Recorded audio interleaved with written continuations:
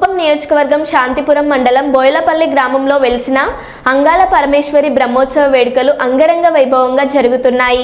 ఈ వేడుకల్లో భాగంగా బుధవారం నాడు గ్రామ శ్మశాన వాటిక నందు శ్మశాన కోళ్ళై వేడుకలను ఘనంగా నిర్వహించారు.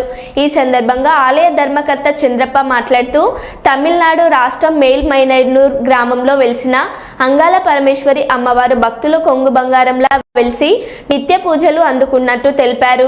బోయినపల్లి గ్రామస్తులు సైతం అమ్మవారిపై విశ్వాసంతో తమిళ సాంప్రదాయాన్ని అనుసరించి మొదటిసారి అమ్మవారి బ్రహ్మోత్సవాలను తమ గ్రామంలో నిర్వహిస్తున్నట్లు తెలిపారు. ఫిబ్రవరి 25వ తేదీ నుండి మార్చి 2వ తేదీ వరకు అమ్మవారి బ్రహ్మోత్సవాలు కొనసాగుతున్నట్టు తెలిపారు.